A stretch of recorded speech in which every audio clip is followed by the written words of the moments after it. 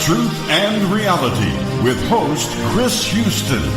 A show for those with a passion for the paranormal. And now, welcome to the show.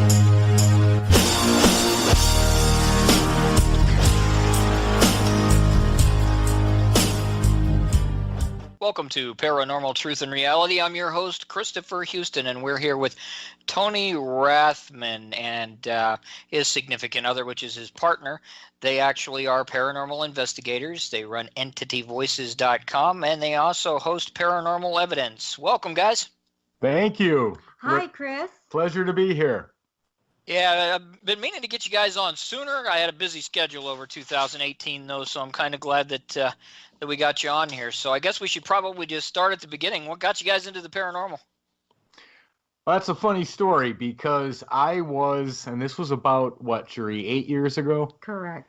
I was a complete skeptic, and my wife was fascinated with many of the paranormal shows that played on television, and she'd always get me to sit down and watch them. But I would last about 3 minutes, and I would say to her, I can't sit through this. This isn't real. None of this is real. It's all just for ratings, and none of it truly exists, and I'd walk away.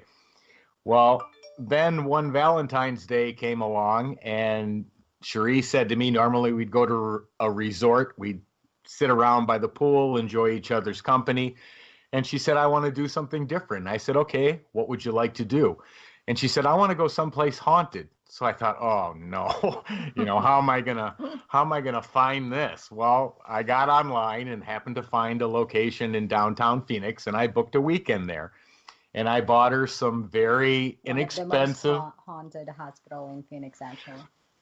Hotel. I'm sorry. I bought her some cheap equipment. I bought her an EMF meter, digital recorder, and a night vision camera. And she was thrilled to be able to go on this weekend and get to do her so-called investigating. And so we spent the weekend there, and we investigated the nights that we stayed. But it wasn't until we got the camera, the pictures, the recordings home that she started going through them. And she was calling me over every 3 to 5 minutes. Tony, look at this. Look what's in this picture. Listen to this audio. I was absolutely shocked. I could not believe what was on there, and I could find no scientific reason for it or how it got there. And it completely, I think for like a month, I was trying to still debunk it and figure out how those particular aspects could have showed up. And I never could do it. And so that's what started it. And for the last 8 years, we've just continued to grow out from hotels to historic sites to private home investigations to business investigations. And it just grew over the last 8 years from there. Well, and I've had the great privilege of watching some of the work you guys have put together, which is very well done, by the way. I mean, it takes a lot of effort to figure out how to put together a good piece, Thank you. especially on a timely manner as well, with all the investigations you guys go to and so forth. Trust me, I'm still going through 5,000 hours, and I just got 5,000 done after 4 months. So, no, and I totally understand it. It does. It takes a ton of time, and it takes a ton of dedication, but both my wife and I, it's our passion to do this, and so we enjoy it. And yes, it's a whole nother job, but it's a job we love, and it's a learning experience every time we go out. Well, let's talk a little bit about your locations and where you've been, and kind of some of your, more interesting things that you'd like to share with the audience. Sure. We started out, obviously, like I just said, at a so-called haunted hotel, and that was the Hotel San Carlos in downtown Phoenix. And I think we've investigated that one, For 50 times. 50 times or more, right? That's where we began. But then we branched out. We've been to every haunted location in Arizona. Then we branched out into California. California's got a ton of areas that have haunted locations. Queen Mary was one of our favorites just because of the activity that we captured there. We've been to the Bel Air House. We've been to a variety of haunted locations all over the country, some known, some not so well known. We still have Waverly Hills to do. That's on our bucket list. And then the residential. And then the residentials started a few years after we started doing that. And like I said, it just continued to grow. But the evidence that we have been able to capture has significantly grown over the years, and each year brings about new captures and new ways of capturing them. And obviously the name of our paranormal group is Entity Voices, and we named it that because that seems to be our specialty. We can get them to talk, and that's what made us go with that particular name of our paranormal group. You know, it's interesting because a lot of people, EVP is very controversial from time to time, especially when you start getting into spirit boxes, SB7s, SB11s. My favorite is a digital recorder because I grew up that way. But you guys do get some very unique voices, I have to say, from what I've seen. It's hard to do. Yeah, we have been lucky in that manner. We have somehow made a connection that... Well, actually, it's not what you call lucky. It's the connection with the spirits. True, and that's what I was about to say, is that we've been lucky to have made that connection, and I'm not sure exactly how that happened, but my wife and I, every time we'd go and investigate, we'd always introduce ourselves. We'd actually give our names. We'd tell them what we were there for, that we weren't there to hurt them or kick them out. We were there just to communicate. And I think over the years of doing that, that created some sort of connection with them, because we can step into a place we've never stepped foot in before in a different part of the country, and they will literally call out my name. That's amazing. I know. Class A EVPs are so hard to get. I think Octagon Hall was my most recent one, and I brag about it all the time because it was so crystal clear, but that was a 5 to 7 year gap in between. So to speak to somebody that gets them more regularly, especially when you go through all the loops and you know that you're actually getting an EVP or a communication, because so many people don't go through those loops, it's really a neat thing. By the way, we go to Waverly every single year, so you guys are welcome to go with us when we go next year. I'll send you over the information, but we went last year and the year before. It's a wonderful place, and you can never get it all done in one session, which is why we go virtually every year. That's awesome. Yeah, it's a huge place, and you know, we keep an eye on the things that and the people that go there. Now they don't let anybody post videos or anything from it for legal purposes, but I'll talk about the experiences they had when they've been there. They're very interesting, and there seems to be shadow people and other paranormal occurrences that may be somewhat unique. So we are all excited about being able to step in that place. Yeah, it's. I mean, they'll allow you to do some live streaming. They just don't allow you to do a lot of it. And if you're in there videoing, then they're a little bit more sensitive about it. They know you're going to put it together into a project anyway. Right. But Tina's had a rough time throughout Waverly. She's had a lot of controversial things, so she's really picky on what you film and what you don't film. Like the walkthroughs never are allowed filmed because legal purposes there if somebody says something and so forth. But I think you guys would really enjoy it. It's an amazing building. I unfortunately haven't got a lot of activity from there, which is why I continue to go back. We've gotten a handful of things, the body shoot, and of course the upper level you'll get a few things, but it's just so massive you never know where it's going to pop up and when. True. That's very true. And paranormal activity isn't something that comes on a regular basis. So it's important to be in the right place at the right time to capture it. And with Waverly being as big as it is, that would be a challenge. Yeah, well, Waverly, Ohio State Reformatory, Myrtle Mansion, they're all the same thing. Even though Myrtle's mansion itself is small, you get a lot of activity outside and around the area too. So it's really tough to just go there in even an 8-hour overnight or 6-hour overnight, because obviously it takes forever to set up equipment if you're going to do anything. Right. it's almost impossible to just say, yeah, we're going to tackle the whole thing. So I tend to visit Ohio State Reformatory. I visit at least twice a year, and then Waverly we do once a year, just because it takes a while to get in there. Yeah, Wow. correct. Right. So out of your locations, a lot of times, of course, obviously you do EVP, but what other type of equipment do you take on locations, and why do you choose to take that equipment?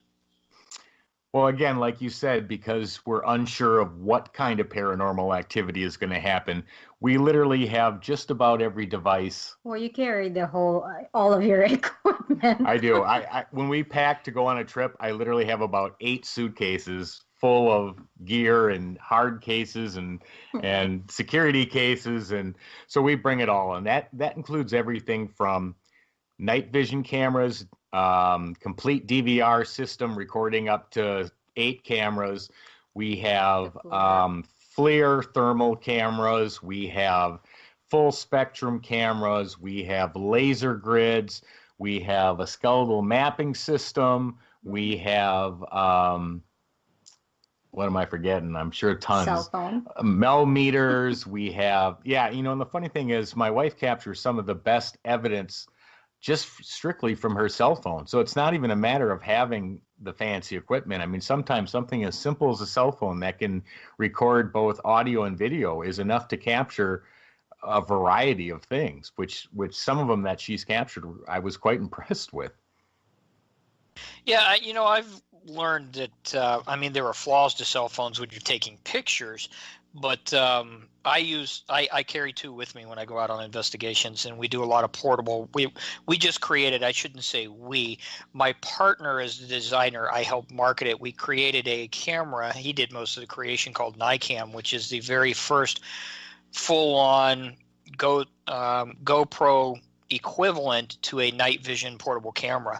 So we've been testing those for the past 2.5 years on top of my Sony AX 33 and the 53, and like you said, you just bring so much equipment to a location, but the cell phone becomes useful because it's so portable, and as long as you don't forget it like a digital recorder, if you can just sit that thing there on a continuous loop. Correct. And I've caught some very extraordinary things, just you wouldn't expect it to be there. Right. Yep, exactly. Yeah. That's something I think a lot of investigators don't understand at the very beginning. And so they go in and they dive into a lot of the equipment that you and I and everybody out there have had or have at one point or another. But we also know the more we work with that equipment, the more unlikely that equipment is picking up a ghost. Right. When you first start out, you really don't need to go out and buy that $200 or $300 worth of massive equipment. Cell phone, common sense, a digital recorder. Yep. And so forth is really all you need to start your trip, I guess you could say. that is so true, and we've tried to explain that to many people too. Is that the simplest of equipment can start you on your journey if that's the road you want to go down, and those objects you just named are some of the beginning ones to start with. Absolutely, and believe it or not, when I started years ago, I used something that when I bought it, it was a little bit more expensive, but you can go to any Walmart now and get it. And a lot of investigators weren't doing it at the time, but I went out and bought motion sensors, motion sensitive lights, things along those lines that you could just tack up on a wall and in between areas that would let off a charm if something walked across it. And they're very useful because you get to rule out a lot of things. We have probably 6 motion detectors. We have ones that will just detect the motion, set off lights. We have ones that if you break a beam, it'll set off a chime. We have a lot of them, and you are absolutely correct. They are very useful for so many reasons. And when we're doing investigations, we'll scatter them throughout the rooms. We'll set the one with the beam through a hallway, so if anything breaks the hallway, we know it's there. And then of course there's DVR cameras set up to hopefully see what breaks the beam. But you know what? Usually the beam will go off and the DVR will still show nothing. Well, I've always been a physical one more than most people anyway. I know a lot of people go to the non-physical, but if you can take something like a motion detector and put it in a room, and Joel Myers, which is the partner that worked with NICAM, is working on all kinds of devices with this aspect, and it's a brilliant aspect. If you have something that physically only goes off when something touches it or is in front of it to break that signal, and it still goes off when you have a camera aimed at it for no reason, then that is an anomaly you can't explain. Exactly. And that's one of the things we always tell people, because one of the questions we always get is, well, what's your favorite piece of equipment?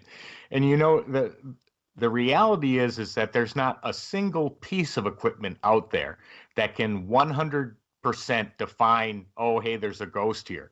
And it takes a combination of events from a whole array of equipment to really allow you, at least from an equipment standpoint, the evidence to say, okay, there's something here.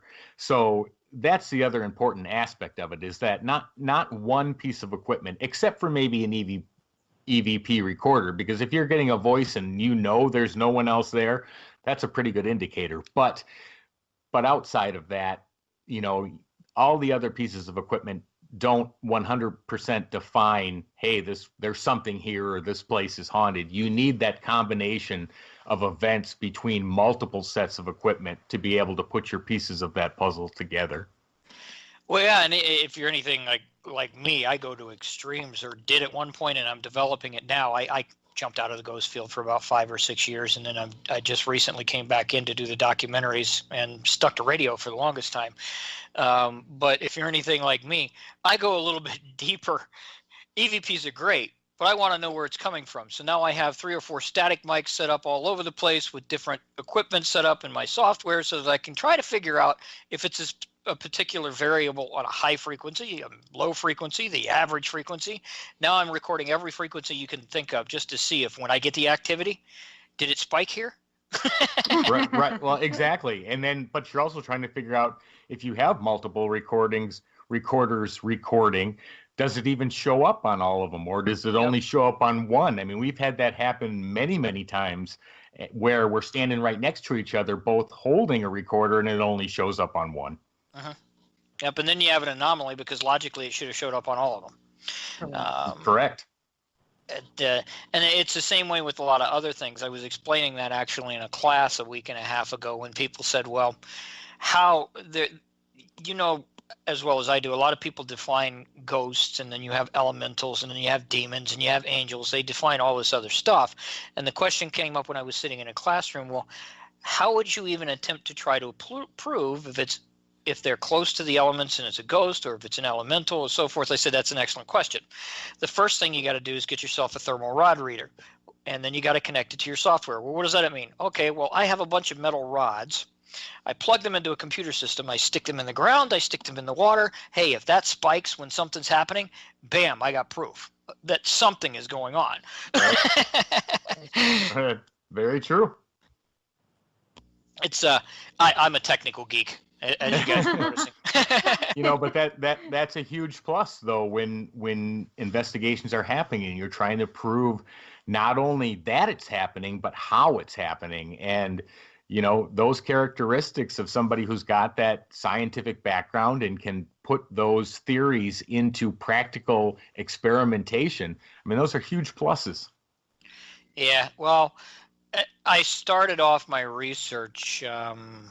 I had a haunted experience. I grew up in a haunted house. I had some very graphic things happen. I had some semi-famous investigators come in that I don't talk about a lot, but I'm finally comfortable with talking about it more than I used to be.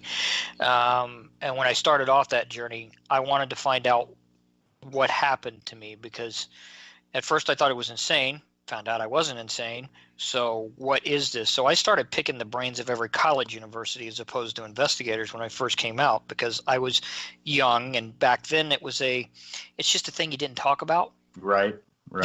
People were more able to talk about UFOs because of the UFO specials than, hey, you have a ghost in your home. Right. No, I'm sure, and so much has changed today with the openness of it. But yeah, years ago it was a hush subject. Yeah, it really was. And then, of course, you start digging into the universities, and you get the scientific explanations of, well, maybe it's not a ghost, maybe it's this, maybe it's this. But what fascinated me was a lot of people always say that science and the paranormal doesn't exist. But what I found was even the scientists that don't believe quite the way the non-skeptical person believes, they're still fascinated with the paranormal. They still want the same answers we do. That is absolutely the truth. And as I was explaining before how we got into this, my father is a physicist, chemist, and physical science teacher. And and when I was growing up, everything was science-based. And if I couldn't explain it with science, it didn't exist. So when Cherie started showing me this evidence we had captured that very first evening, I mean, I was blown away for weeks. But like you just said, now today, after years of us posting what we've captured and showing the paranormal evidence that we run into on a regular basis, my father's now coming to me saying, okay, explain to me how this works. How does this happen? And, he'll say things like, okay, if this person got pushed and there's no physical hand and objects transfer energy to another object, how did that person get pushed? I'm like, well, it's just energy. There is no beginning object. It's just energy to matter. And he's like, that's interesting. Yeah. Yeah, well, and it is fascinating when you run into situations that you can't physically explain. And I've met a lot of scientists, or had the privilege of meeting a lot of scientists now that they'll take it a little bit further, quantum physics and so forth, which fascinates my brain. It's way over my head when they talk to me about it, but it still fascinates me. Right. So let's get into a little bit more about we've talked a little bit about how both of you operate, but we really haven't talked much about your philosophies involved in operating. So let's talk about what you think ghosts are, what you think about what people determine about good and evil, how often you've ran into the differences in contrary to beliefs that we see in media, things along those lines, because I think it's very important for listeners to understand that investigation is a lot different than what you regularly see on TV, even though we all aspire to somebody saying, hey, let's get you a TV show from time to time, because that's just nice to have. And we all put videos out there. It's a lot different than portrayed on some of the shows, even though they're great guys. I love every one of them. They're all good friends of mine, but that's beside the point. Well, we will not doubt that at all, and we completely agree. What you see on the television shows is very different from any real life experience. Now, there are some similarities, but it doesn't happen the way they show it on TV. You don't walk in and get instant results. I mean, you can spend an entire night, you can spend multiple nights and not catch anything. So it takes patience, it takes commitment, it takes that desire to truly catch that information. But for Cherie and I mean, it's a passion. It's a passion to not only try to understand what is happening on the paranormal side, but also to help, the paranormal community when questions come up, and we love to educate and explain what we do and how we do it. History of the place. Right. And, I hated history in high school, but now I love it. I mean, I have a reason to learn the history. And we recently opened the Copper Canyon Paranormal Research Center, which is one of the first research centers in all of the Southwest. But it was the old Phelps Dodge Hospital, which was featured on Ghost Adventures. And we got an opportunity to go in there for about a 4-hour nightly investigation. And we walked out of there just absolutely stunned. Mm-hmm. In those 4 hours, we had caught better evidence than we had caught in 8 years. And so we negotiated with the owner to partner with us and open it up as a paranormal research center. So paranormal researchers from across the country or even the world can come and spend a 10-hour night going through this 29,000 square foot 1919 hospital. And it's an amazing place. It's a mini Waverly. It's a mini Waverly Hills, right? Sounds like an amazing place. I love hospitals anyway. I mean, Waverly obviously is a well-known one and vastly open, But St. Joseph's is a wonderful hospital. We're going to be going into one this summer that's not as well known. Hopefully, I won't give the name yet because I don't have it opened up. That's an asylum. But it's always fascinating because they have such a history, and you know that people have passed there or were there with illnesses in the first place. So the odds of getting something, especially if it's not massively touched, are incredibly larger. Exactly. And this place sat vacant for the last 38 years. That's really cool. Yeah. But to go back to your original question about, the differences and how we interpret the different types of spirits. I mean, we definitely know that there are a handful of different types. And, it's very funny it's funny to us now. It may not have been in the beginning, but the second something that can't be explained to the normal everyday person, when they experience that, the first thought instantly that goes through their head is, oh, this is demonic. And I blame TV for that because, TV has swayed that direction in the last 5, 6, 8 years, where if it's not demonic, nobody wants to watch it. But not 99% of it is not demonic. I think in 8 years, we've come across one for sure, and possibly one we just did last week. But other than that, none of the things we've experienced are demonic, but they were human spirits. Some of them nice, some of them mean, but human spirits, not demonic, not elemental, human spirit. Well, I think that's important for listeners to understand. Having the great privilege of speaking to some of the people from the Roman Catholic Church overseas and some of the other people around, I have learned that the demonic is not only not as regular as most people think, but not quite as portrayed, though things like possession can happen. It's very, very rare, and most of the explanations that I get from people that say that they deal with it on a regular basis, even though they don't deal with it on a regular basis, and they admit that too because it's not as regular as people think. Right. Those type of things work on a bit of a different level than a ghost or something else. They have kind of a larger puzzle, so to speak, that they manipulate in most cases. That's very true. And the individual circumstances and mental mood and whether they're happy or depressed, that all plays a part in when that demonic can actually come in and take a hold. And then you've got the difference between what people consider to be possession versus oppression versus, all the other aspects and stages of it. So, yeah, that's TV. It sells. I guess that's the easiest way to explain it. If you're talking about a demon, people get scared when they're watching TV. They're more likely to watch you. So the word demon gets slung around like candy. That's exactly correct. But you do have angry ghosts. And there's a big difference between them, but they can get pretty verbal themselves. Yes, they can. Yes, they can. I think I've been pushed down the steps. I've been thrown across a room, believe it or not, and had many, many things thrown at me, and not once was that actually something you could consider demonic. It was just something that was kind of pissed off I was there. Right.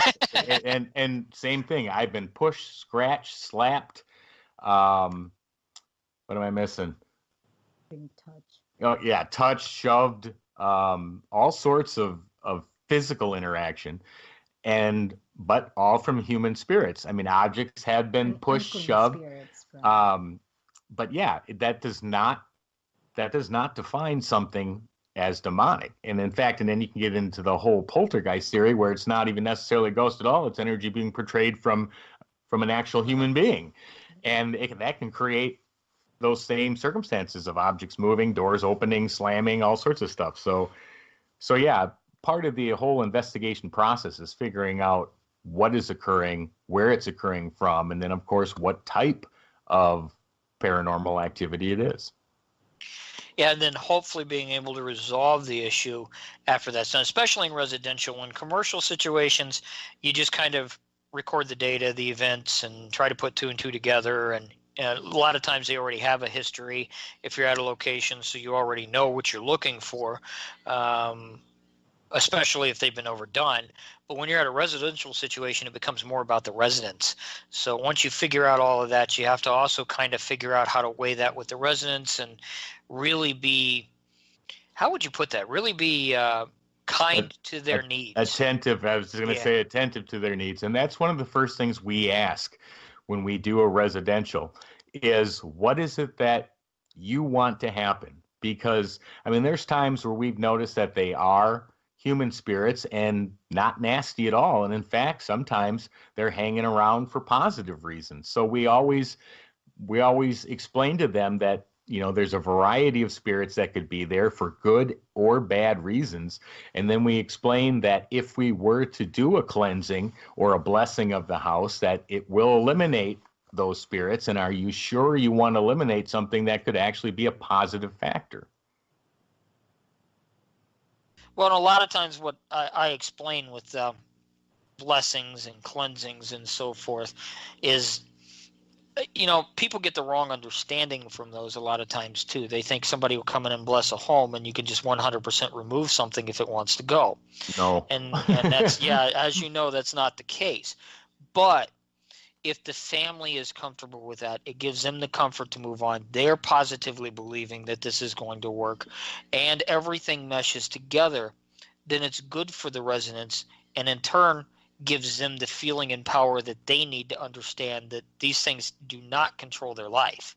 Right, exactly. And that's the most important, is for them to have that ability to stand up and take control of what's happening. And that's one of the biggest parts of the battle. Well, exactly. And that coming from a historic standpoint, that's what blessings were originally for in the first place. They were to bless the home to make you feel good about a home, bless the home for a child that was about to be born so that positive things could happen, bless the property so that crops would grow. Right. You know, there are thousands of different types of blessings and spiritual removals and so forth, but they were all designed for the individual to have more positive belief in the situation. And belief is a big thing. My faith guides me everywhere I go. When I go out into an investigation, even when I did residential, I say things that people, they kind of shake their head at. But, and feel free to shake your head too when I say this, but I know no matter where I go, no matter what I do, that none of these things can harm me unless I allow them to do it. Now, that doesn't mean I'm not going to get pushed. That doesn't mean I may not get a bruise or two.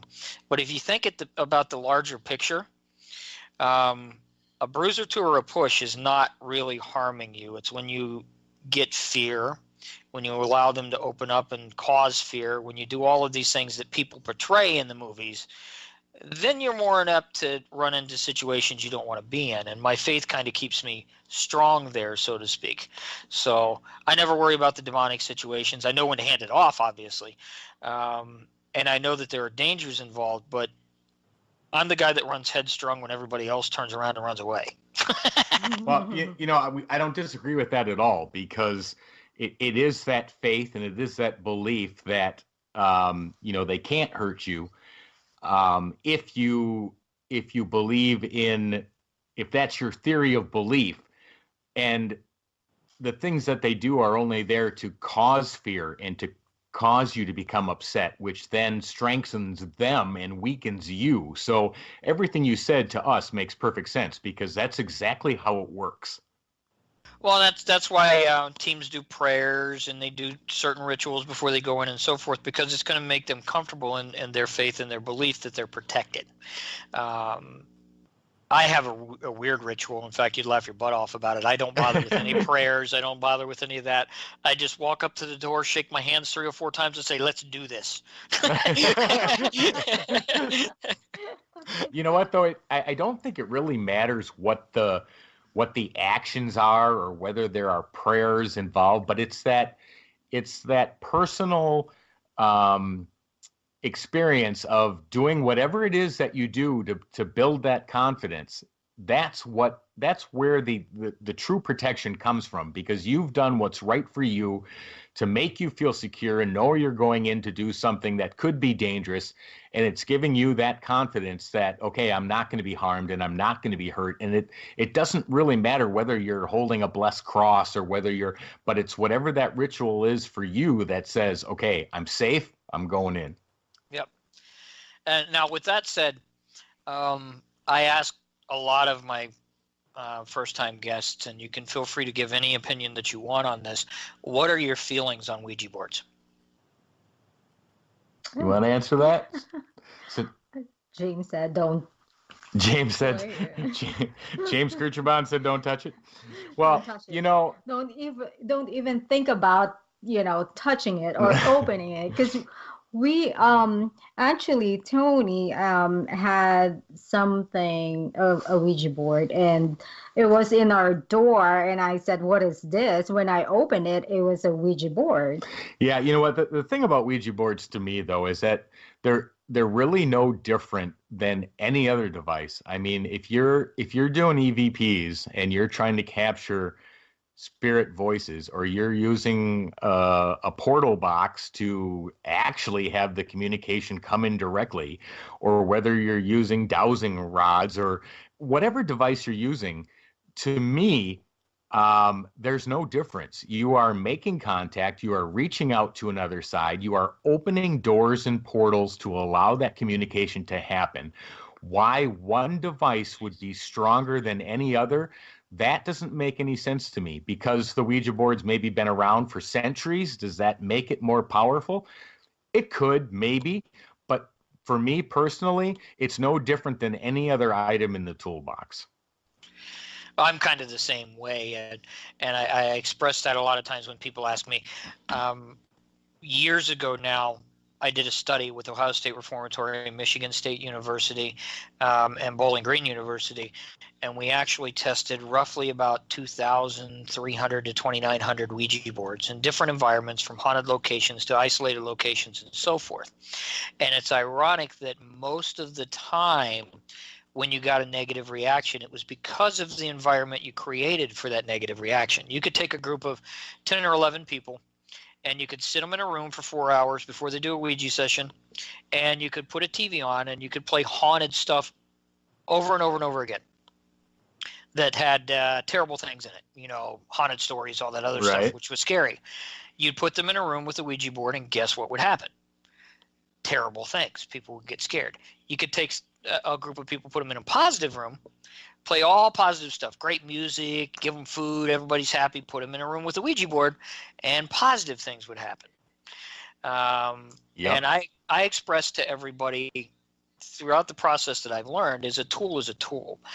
And really a Ouija board is no different than when you're walking in there with a recorder. You're asking the same questions. Exactly. That's what you told And you're opening the same doors and the same portals to allow that energy to come through and interact with it. So yeah, I don't see why it would be any different. Yeah, and it's not. The reality is, if you've got a big bad there and the big bad wants to bite, the big bad's going to bite no matter how you do it.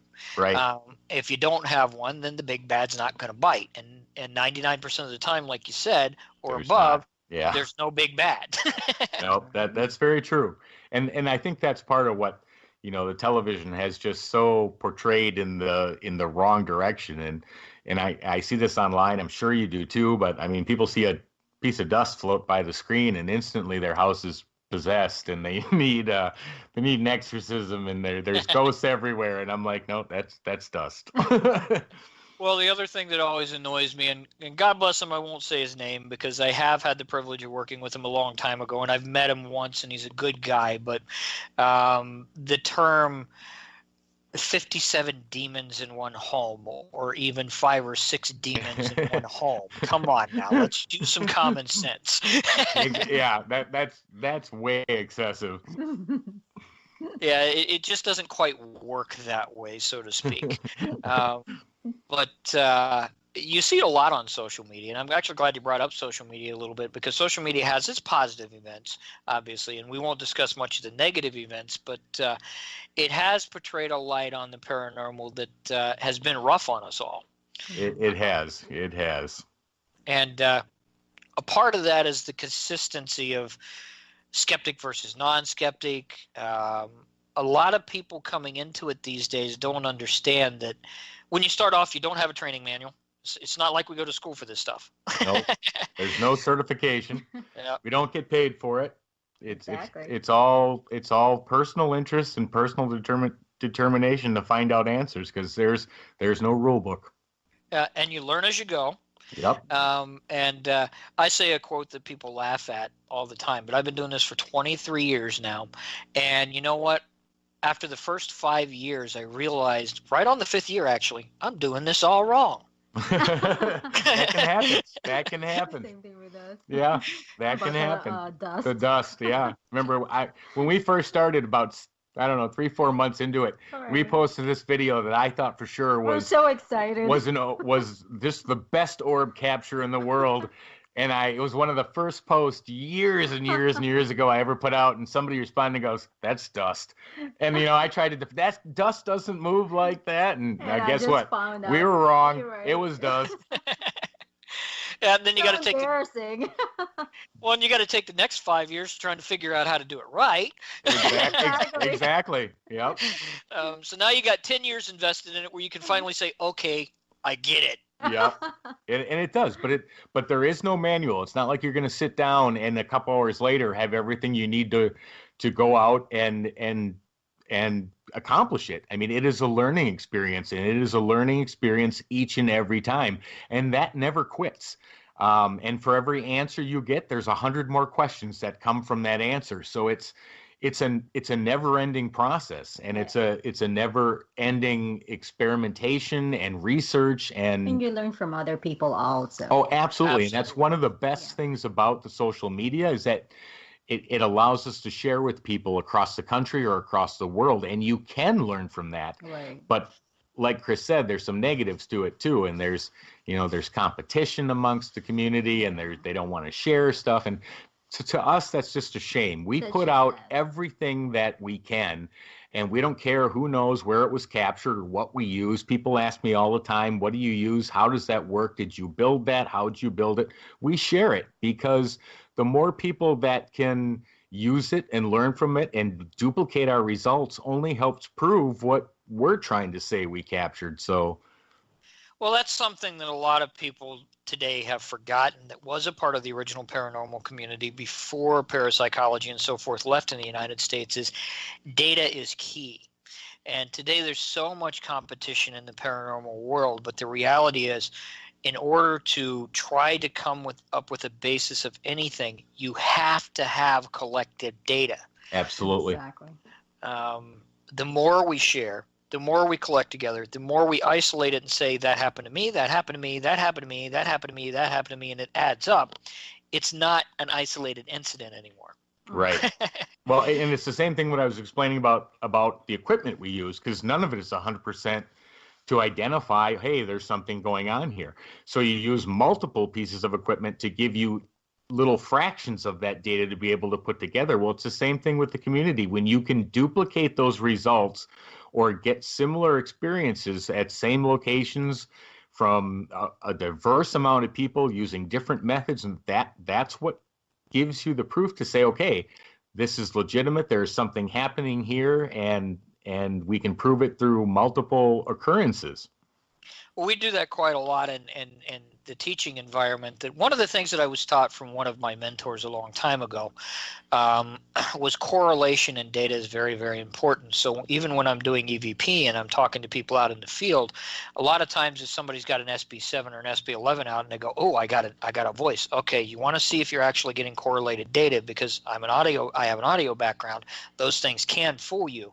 What you need to do is, let's put an SB7 over here, an SB11 over here in a different frequency. Let's put a digital recorder over here, a digital recorder over here. Let's run 3 cameras. Now, if you're getting communication from that device and you ask it to move over to that device and you get the exact same communication, and the recorder over there you tell it to speak into, and later you get it from that recorder, and then you tell them to walk in front of the camera and you've got something walking in front of the camera, well, you've got a little bit more than one anomaly. True. Very true. So at least that way you can correlate the data together and say, hey, look, I don't know what I have, but by God, it all showed up. True. Although from our experience, getting a paranormal experience to duplicate itself on a scientific method 3 times by what's the method? Three times duplicated 3 times or something like that. But I mean, that's hard to do. That is definitely hard to do. It is. I have had the privilege, believe it or not, of doing it at Ohio State Reformatory on my last visit, which surprised the crap out of me. Wow.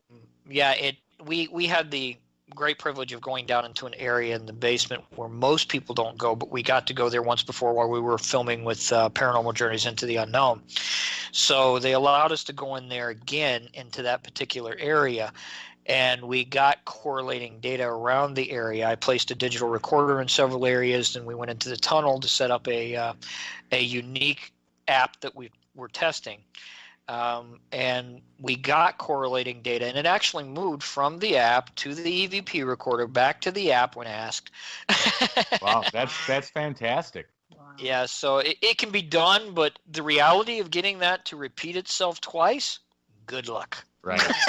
Right. Yep. Well, that's where it gets hard. But that's the difference between, the scientific methodology that deals with the circumstances that surround our human life here on Earth and what we're calling the paranormal. I mean, it's called paranormal because it's above and beyond normal, and not all scientific method applies to it. So those are the challenges.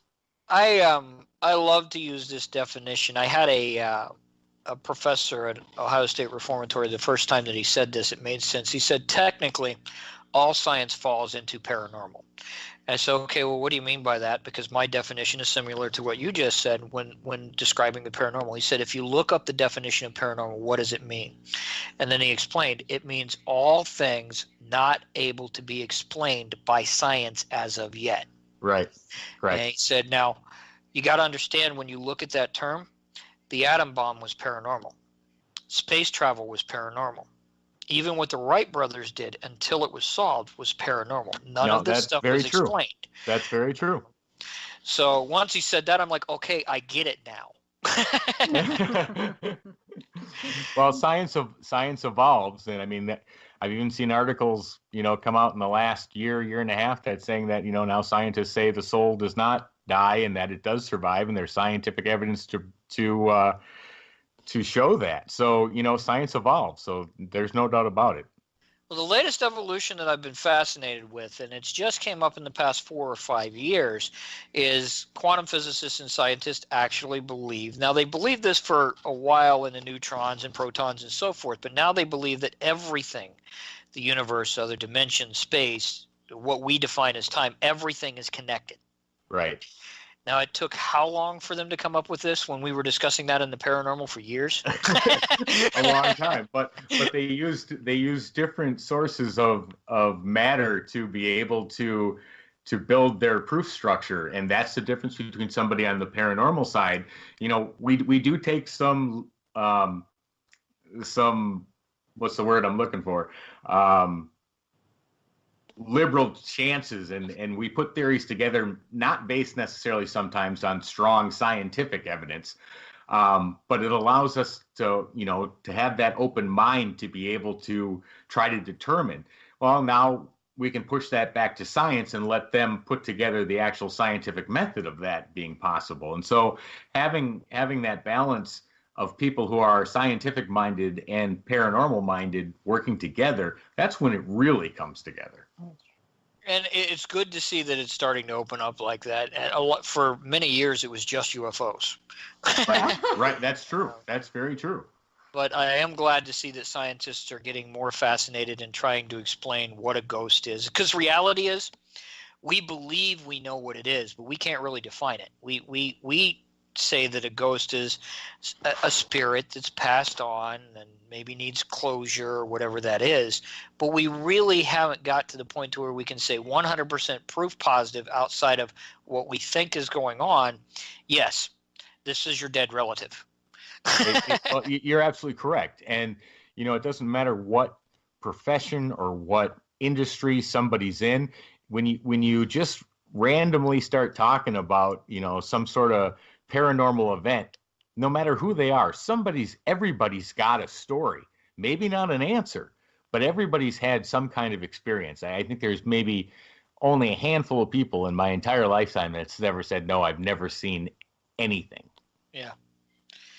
Yeah. Well, I haven't ran into hardly that many either, to be honest with you. Everybody's got some sort of experience in the paranormal in general, especially whether it's a UFO, a sighting a Bigfoot or a cryptid, Yep. or a ghost itself. You always get those stories. No, that's true, and that's the amazing part is, like I said, no matter, I mean, even whether they're a believer or non-believer, if you start talking about it just in a very laid back sense, all of a sudden they'll be like, well, I had this, and you're like, oh, wait a minute. Where'd that come from? Well, it's amazing now because the one thing that TV and social media has done is open people up. So you can be out at a bar before an investigation or a restaurant before an investigation grabbing a bite to eat because you know you're going to be on your feet for the next 7 hours, and the waitress see your shirt. Yep.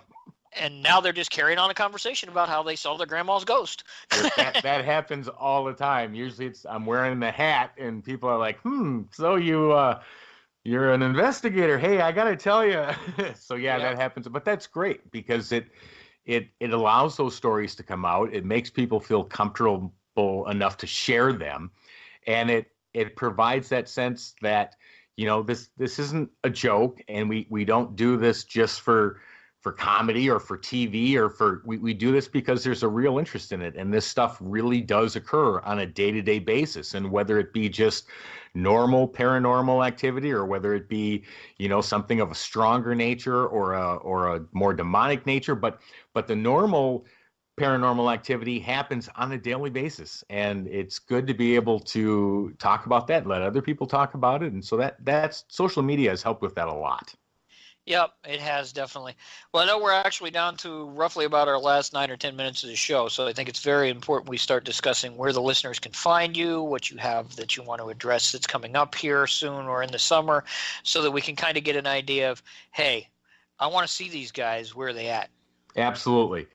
Of course, we are Entity Voices Paranormal Investigations. We're located in Phoenix, Arizona.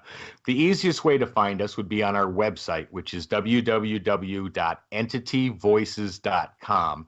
We also have a Facebook page, which is also under Entity Voices, or you can look on my personal page, which is under Tony Rathman. The other site you may want to take a look at, especially if you are an investigator or part of an investigation group, and you're looking for a place for a fantastic 10-hour overnight investigation without any outside noises, influences, people around. It's only the group that books it, but is the Copper Canyon Paranormal Research Center. This was the old Phelps Dodge Hospital, and the building has had a history of being haunted for years, and after 38 years of sitting empty, we were able to open it up and allow investigators to come. You can reach that site at www.coppercanyonprc.com. That's awesome. You're probably going to be hearing from us somewhere along the line so that we can actually pop in and take a look. I think that would be a wonderful place. I looked at some of the pictures. I think you mentioned it at one point online, and I looked at some of the pictures. Look fascinating. It's an amazing place, and it's there aren't a lot of old buildings in Arizona, and especially Phoenix. I mean, anything gets over 40, 50 years old, becomes run down, they rip it down and replace it immediately. But in this small town of Ajo, this building has stood the test of time, and it's kept the paranormal activity with it. And it's an adventure, I'll say that for sure.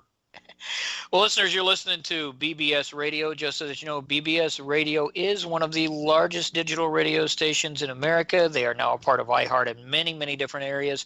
So if you're planning on doing a podcast or just getting into the digital radio business, I do encourage you to go with the best. Get a hold of Donald and his brother. They're great guys. They'll take very good care of you. Another quick announcement, just so that you're aware, WCGT Radio, Paranormal Truth and Reality, GhostSite.com, and LPOD, which is a new concept in Gen Cons, where you as a team or an individual can choose your shirt and get it printed before the end of your convention so that your team has new shirts. We'll be located in Bryan, Ohio this weekend. I do encourage you to come up to Bryan if you have a chance. We're going to be hanging out with the Tennessee Wraith Chasers. Great bunch of guys. I've met them several times now. They're awesome. You have been listening to two very wonderful people that we just went over everything, so I won't go over it again, but I do encourage you to go over their website.